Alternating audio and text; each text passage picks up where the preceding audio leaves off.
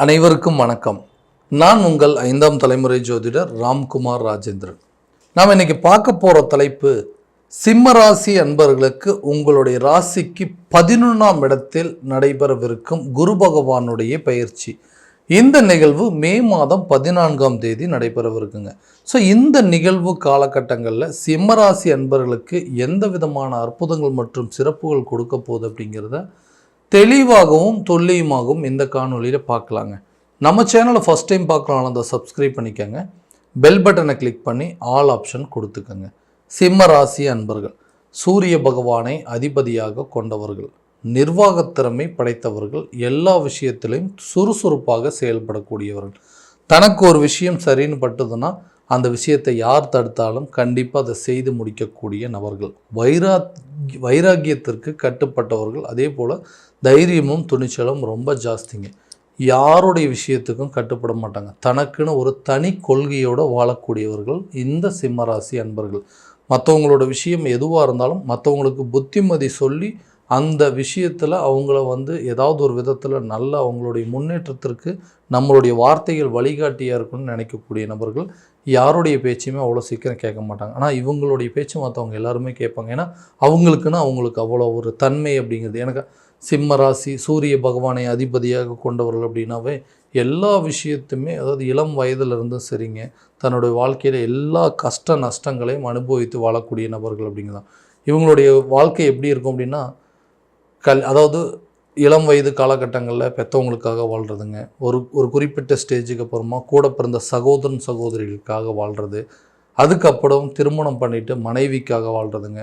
குழந்தைகள் வந்ததுக்கப்புறம் அவங்களுக்காக வாழ். ஸோ தன்னுடைய வாழ்க்கையில் தனக்குன்னு ஒரு வாழ்க்கை வாழாமல் தன்னை சுற்றி இருக்கிறவங்களோட வாழ்க்கைக்காகவே போராடக்கூடிய நபர்கள் அப்படின்னு சொல்லலாம். தனக்குன்னு என்ன தேவை அப்படிங்கிறது என்றைக்குமே யோசிச்சதே கிடையாது. தன்னை சுற்றி இருக்கிறவங்களுக்கு என்ன தேவையோ அதை யோசித்து அதை செயல்படுத்தக்கூடிய நபர்களும் இந்த சிம்மராசிக்காரர்கள் தான். ஸோ எல்லா விஷயத்தையுமே கரெக்டாக தாங்க பண்ணுறோன்னா எனக்கு மட்டும் ஏன் இப்படி நடந்துட்டுருக்கு? நான் யாருக்கு எந்த விதத்துலேயும் யாருக்கு கெடுதல் பண்ணது கிடையாது, எந்த துரோகமும் பண்ணது கிடையாது. ஆனால் கூட பிறந்தவங்களாக இருக்கட்டும், கட்டின மனைவியாக இருக்கட்டும், நம்மளை பெற்றவங்களாக இருக்கட்டும், நம்ம பெற்ற பிள்ளைகளாக இருக்கட்டும், எல்லாருமே நமக்கு ஏதாவது ஒரு விதத்தில் இடைஞ்சல்கள், நமக்கு எல்லாருமே துரோகங்கள் செய்யக்கூடிய ஒரு சூழலாகவே மாறிட்டுருக்குங்க. யாருக்கும் எல்லளவும் துரோகம் செய்யக்கூடாதுன்னு நினச்சேன்னா எல்லா விதத்துலேயும் துரோகங்களை மட்டுமே சந்திச்சிட்ருக்கேன். வலிகளையும் வேதனைகளையும் விவரிக்க முடியாத ஒரு சூழல் அப்படிங்கிறது இருந்துக்கிட்டே இருக்குங்க. ஸோ எல்லாமே கரெக்டாக தாங்க பண்ணிகிட்டு இருந்தேன். அவங்களுக்கு என்னென்ன தேவையோ பார்த்து செஞ்சேன். ஆனால் எனக்கு என்ன தேவைன்னு சொல்லி கேட்குறதுக்கு கூட இன்றைக்கி ஆள் இல்லை அப்படின்னு நினச்சாதாங்க ரொம்ப கஷ்டமாக இருக்குது.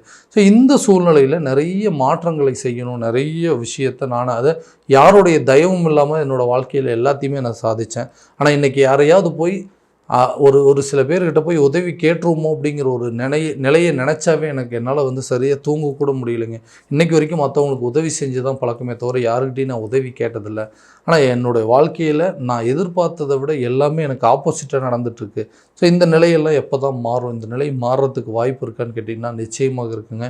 இது வரைக்கும் 10ஆம் இடத்துல இருந்த குரு பகவான், அதாவது ரிஷப ராசியில் இருந்த குரு பகவான் 11ஆம் இடமான மிதுன ராசிக்கு, அதாவது லாபஸ்தானத்திற்கு பயிற்சி அடைகிறார். ஸோ எல்லா விஷயமும் ஒரு இடத்துல ஏதாவது ஒரு எதிர்பார்ப்புகள் இருக்குது, ஒரு பணம் சம்மந்தப்பட்ட எதிர்பார்ப்புகள் அல்லது கொடுக்கல் வாங்கல் ஏதாவது விஷயங்கள் இருந்ததுன்னா கூட இந்த காலகட்டங்களில் அதை சரி செய்யக்கூடிய ஒரு தருணமாக இருக்க போகுது.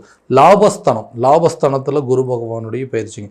ஸோ தொட்ட விஷயங்கள் எல்லாமே நமக்கு லாபமாக மாறக்கூடிய ஒரு காலகட்டம். ஒரு தொழில் ரீதியாக எடுக்கக்கூடிய முயற்சியால் எல்லாத்துலேயுமே பார்த்திங்கன்னா கண்டிப்பாக லாபத்தை உருவாக்கும். எதிர்பாராத பொருள் மற்றும் தன உறவுகளை கொடுக்கக்கூடிய ஒரு இடம்னே சொல்லாங்க. ஸோ இந்த நேரத்தில் நம்ம யாருக்கிட்டையாவது பணம் சம்மந்தப்பட்ட உதவிகள் கேட்டால் கூட கண்டிப்பாக அது நமக்கு கிடைக்கக்கூடிய ஒரு காலமாக இருக்க போகுது.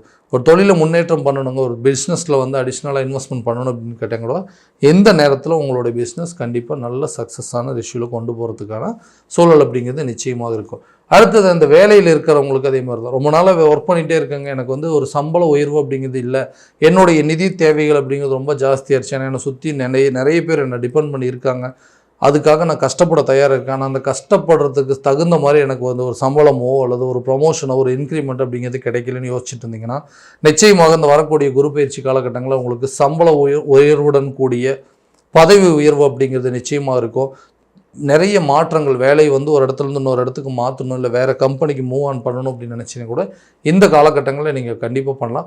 அதே நேரத்தில் வெளிநாடு சம்மந்தப்பட்ட முயற்சிகளில் ஈடுபட்டு இருக்கிறவங்களுக்கு கூட இந்த காலகட்டங்களில் வெளிநாடு சம்மந்தப்பட்ட யோகங்கள் அப்படிங்கிறது நிச்சயமாக இருக்கும். புதிய தொழிலை தொடங்குவதற்கான வாய்ப்பு, பார்ட்னர்ஷிப்பில் நல்ல ஒரு இம்ப்ரூவ்மெண்ட் அப்படிங்கிறது இருக்கும். யாரெல்லாம் உங்களை வந்து எதிரிகளாக நினச்சாங்களோ, உங்கள் கூட்டாளிகள் கூட உங்களை எதிரியாக நினச்சிருப்பாங்க, அந்த நிலையை மாற்றிக்கொள்ளக்கூடிய ஒரு காலகட்டமாக இருக்கும் போது இந்த குரு பகவானுடைய பயிற்சிங்க. அடுத்ததாக திருமணம் சார்ந்த தடைகள். வாழ்க்கையில் எல்லாமே கஷ்டப்பட்டு தாங்க பண்ணிட்டு இருந்தாங்க, ஆனால் தனக்குன்னு ஒரு வாழ்க்கையை அமைச்சிக்கவே இல்லை. அப்படி ஒன்று அமைஞ்சதுனாவது இதுக்கு மேலே வரக்கூடிய வாழ்க்கையாவது இவருக்கு நல்லபடியாக இருக்குமா? கல்யாணம் அப்படின்னு ஒன்று நடந்ததுன்னா நிச்சயமாக நல்ல வாழ்க்கை இவருக்கு நல்லபடியாக பார்த்துக்குவாருன்னு யோசிச்சுட்டு இருக்கிறவங்களுக்கு திருமணம் அப்படிங்கிறது ஒரு பெரிய தடையாக இருந்தது. அந்த தடை அகலக்கூடிய ஒரு காலகட்டம். இந்த கலசரஸ்தானத்தில் குரு பகவானுடைய பார்வை படுறதுனால நிச்சயமாக நீண்ட நாட்களாக இருந்த அந்த திருமண தடைகள் அப்படிங்கிறது விலகுங்க. தான் எதிர்பார்த்தபடி தன்னுடைய வாழ்க்கையை அமைச்சு கொள்ளக்கூடிய ஒரு காலகட்டமாக இருக்க போகுது. ஸோ என்னோடய வாழ்க்கை வந்து நான் நினச்ச மாதிரி அமையலைங்க, இதுக்கு மேலே அந்த லைஃபை வேணும்னு சொல்லி விட்டுட்டு வந்தவங்க கூட புதுசாக ஒரு லைஃப்பில் என்ட்ரி ஆகி அந்த லைஃப்பை வந்து நல்லபடியாக அமைச்சிக்கிறது, தான் எதிர்பார்த்த மாதிரி தன்னுடைய வாழ்க்கையை அமைச்சு கொள்ளக்கூடிய ஒரு காலகட்டமாக இருக்க போது. இரண்டாவது திருமணம் சம்பந்தப்பட்ட முயற்சிகள் கூட இந்த நேரத்தில் நல்ல ஒரு பலன் அப்படிங்கிறது கொடுக்கும்.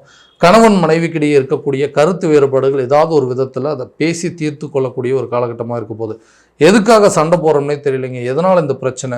நம்ம நல்லா இருந்தாலும் நம்மளை சுற்றி இருக்கிறவங்க ஏதாவது ஒரு விதத்தில் தேவையில்லாத குழப்பங்களை ஏற்படுத்திடுறாங்க. இந்த மூன்றாம் நபர்களுடைய தலையீடுகள் வந்ததுனால தான் குடும்பத்தில் இவ்வளோ பெரிய பிரச்சனைகள், இவ்வளோ பெரிய குழப்பங்கள்லாம் நடந்துட்டு இருக்குது. இந்த மாதிரி ஒரு விஷயங்கள் நடக்காமல் இருந்ததுன்னா எனக்கும் என் மனைவிக்கோ கணவனுக்கோ இருக்கக்கூடிய அண்டர்ஸ்டாண்டிங் நல்லா இருக்கும். இதனால் என்னுடைய குழந்தைங்களுடைய எதிர்காலம் பாதிக்கப்படுது, அவங்களுக்கு உடல் ஆரோக்கியமும் கெடுதல் இருக்குங்க, கல்வி சம்மந்தப்பட்ட பிரச்சனைகள்லாம் வந்துட்டுருக்குன்னு நிறைய விஷயங்கள் இருக்குது. ஒரு கட்டத்தில் 2 பேருமே டிவோர்ஸ் பண்ணிடலாம், இதுக்கு மேலே நம்ம வந்து சேர்ந்து வாழ முடியாது அப்படிங்கிற அளவுக்கு யோசிச்சுருந்தேன். ஸோ இந்த குரு பார்வை 11ஆம் இடத்துலேருந்து கரெக்டாக 7ஆம் இடத்துல போகிறதுனால இந்த மனைவி மற்றும் பிள்ளைகள் சம்மந்தப்பட்டு இருக்கக்கூடிய பிரச்சனைகள் விலகுங்க. உங்களுக்குள்ள ஒரு நல்ல அண்டர்ஸ்டாண்டிங் ஏற்படுங்க. இது வரைக்கும் சட்ட ரீதியாக சில பிரச்சனைகளை சந்தித்து டிவோர்ஸ் வரைக்கும் வந்து பிளான் பண்ணவங்களுக்கு கூட இந்த வரக்கூடிய காலகட்டங்களில் ஓகே டிவோர்ஸ் ஆகிட்டு அடுத்த லெவலுக்கு அடுத்த லைஃபுக்கு மூவ் பண்ணுறதுக்கு அளவுக்கு சில சூழ்நிலைகள் உங்களுக்கு சாதகமாக இருக்கும். ஸோ கணவன் மனைவிக்கு இருக்கக்கூடிய பிரச்சனைகள் அப்படிங்கிறது தீருங்க. அடுத்ததாக இந்த குழந்தை இல்லாத தம்பதியினருக்கு குழந்தை பாக்கியம். எப்படின்னா கரெக்டாக இந்த குரு பார்வை பார்த்திங்கன்னா 5ஆம் இடமான புத்திரஸ்தானத்து மேலே படுதுங்க. குழந்தை பாக்கியம் அப்படிங்கிறது ஒரு பெரிய குறைங்க. எல்லாம் இருக்குது, எல்லா செல்வமும் இருக்குது, அந்த குழந்தை செல்வம் மட்டும் எங்களுக்கு இல்லை அப்படின்னு யோசிச்சிருங்களுக்கு குழந்தை பாக்கியம் இருப்பதற்கான ரொம்ப நாளாக இருந்த தடைகள் அப்படிங்கிறது அகலுங்க. இதனால் எடுத்த ட்ரீட்மெண்ட் எல்லாமே நல்ல பலனை கொடுக்கலன்னு யோசிச்சுட்டவங்களுக்கு கூட இந்த குரு பயிற்சிக்கு அப்புறமா கண்டிப்பாக ஒரு நல்ல பலன் அப்படிங்கிறது கொடுக்கும். குழந்தை சம்மந்தப்பட்ட பாக்கியம் அப்படிங்கிறது கை கொடுக்குங்க. பூர்வீக சொத்துக்கள் இருக்கக்கூடிய வில்லங்கங்கள் அப்படிங்கிறது தீரும். அதாவது தந்தை மற்றும் தந்தை வழி சொத்துக்கள் நம்ம கைக்கு வந்து கிடைக்குங்க. இது வரைக்கும் சட்ட ரீதியாக இருந்த பிரச்சனைகள், வம்பு வழக்கு, கோர்ட்டு கேஸு பிரச்சனை, அந்த ஜாமீன் பிரச்சனை எல்லாமே தீரக்கூடியது. வழக்குகள் உங்களுக்கு சாதகமாக மாறும். பூர்வீக சொத்துக்கள் உங்கள் கைக்கு வந்து சேரக்கூடிய ஒரு தருணமாக இருக்க போது. தந்தை வழி சொத்துக்கள் உங்கள் கைக்கு வருங்க. யாரெல்லாம் இது வரைக்கும் சொத்துக்கள் மூலமாக பிரச்சனை பண்ணாங்க, கூட பிறந்த சகோதரனாக இருக்கட்டும், சகோதரிகளாக இருக்கட்டும், பங்காளிகள் மூலமாக சில பிரச்சனை, இது எல்லாமே வந்து சட்ட ரீதியாக நிறைய இஷ்யூஸ் போயிட்டு இருந்திருக்கும். அந்த பிரச்சனைகள் தீர்ந்து அந்த சொத்துக்கள் எல்லாமே உங்கள் கைக்கு வந்து சேரக்கூடிய ஒரு காலகட்டமாக இருக்க போது. தைரியத்தோடையும் தன்னம்பிக்கையோடையும் துணிச்சலோடையும் சில காரியங்களை செஞ்சு முடிப்பீங்க. ஒரு விஷயத்தை முடிவு பண்ணிட்டா கண்டிப்பாக அதை செஞ்சு முடிக்கணும் அப்படின்னு நினைக்கக்கூடிய நபர்கள் நீங்கள் தான். இது வரைக்கும் அதில் சில தடைகள் இருந்தது, அந்த தடைகள் அப்படிங்கிறது அகலும். தைரியஸ்தானம் என்று அழைக்கக்கூடிய 3ஆம் இடத்துல குரு பார்வை படுறதுனால சில முயற்சிகள் கண்டிப்பாக நல்ல விதமாக எடுத்து ட்ரை பண்ணி அதை சக்ஸஸ் பண்ணி காட்டுவீங்க. தடைகளாக இருந்த முயற்சிகள் எல்லாமே வெற்றி படிகளாக மாறக்கூடிய ஒரு காலகட்டமாக இருக்க போது. கல்வியில் நல்ல ஒரு முன்னேற்றம், வெளியூர் மற்றும் வெளிநாடு சென்று படிப்பதற்கான வாய்ப்புகள் அப்படிங்கிறதெல்லாம் நிச்சயமாக இருக்குங்க. ஸோ எல்லா தேவைக்கும், கல்வி சம்மந்தப்பட்ட தேவைகள், பண தேவைகள் அப்படிங்கிறதெல்லாம் கரெக்டான நேரத்தில் பூர்த்தி அடையும்.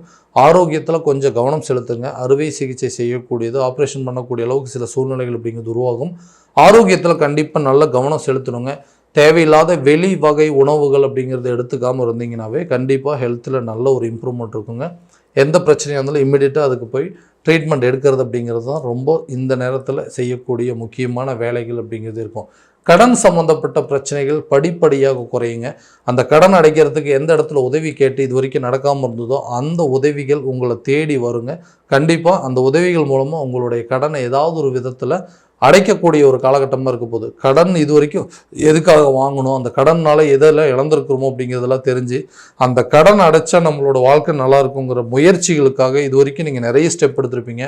அந்த ஸ்டெப் எதுவுமே சக்ஸஸ் ஆகாமல் வந்திருக்கும். பட் இப்போ வரக்கூடிய இந்த குரு பயிற்சி காலகட்டங்களில் எதிர்பார்த்த இடத்துலேருந்து எதிர்பார்த்த விதமான தன வரவுகள், பண வரவுகள், கரெக்டான நேரத்தில் ஒரு உதவிகள் அப்படிங்கிறது உங்களுக்கு நிச்சயம் கிடைக்கும். அதனால் கடனை ஒரு பகுதி அடைக்கக்கூடிய ஒரு காலகட்டமாக இருக்க போதுங்க. அதற்குண்டான முயற்சிகள் உங்களுக்கு நல்ல பலன் அப்படிங்கிறது கொடுக்கும். ஸோ இது வரைக்கும் நம்ம பார்த்ததெல்லாம் கோச்சார ரீதியான பலன்கள் மட்டும்தாங்க. இந்த பலன்கள் உங்களுக்கு நடக்குமா அப்படின்னா உங்களுடைய சுய ஜாதகத்தை முறையான விதத்தில் தெரிஞ்சுக்கோங்க. அதற்குண்டானபடி முயற்சி எடுத்திங்கன்னா இன்னும் நல்ல விதமான வெற்றிகள் அப்படிங்கிறது உங்களுக்கு கண்டிப்பாக இருக்குங்க. ஸோ உங்களுடைய ஜாதகத்தை எங்கிட்ட பார்க்கணும் அப்படின்னு விருப்பப்பட்டீங்கன்னா கீழே தெரியுற நம்பருக்கு கான்டாக்ட் பண்ணி அப்பாயின்மெண்ட் ஃபிக்ஸ் பண்ணிக்கோங்க. அப்படி இல்லையா உங்களோட ஜாதகத்தை வாட்ஸ்அப் மூலமாக அனுப்பிச்சி வச்சிங்கனாலும் சரி, உங்களுடைய time date of birth WhatsApp மூலமாக அனுப்பிச்சி வச்சிங்கனாலும் சரிங்க, தெளிவான முறையில் கணிச்சு துல்லியமான பலன்கள் அப்படிங்கிறது உங்களுக்கு தெரியப்படுத்தப்படும். மீண்டும் அடுத்த காணொளியில் உங்களை சந்திக்கும் வரை உங்களிடமிருந்து விடைபெறுவது உங்கள் ராம்குமார் ராஜேந்திரன். நன்றி.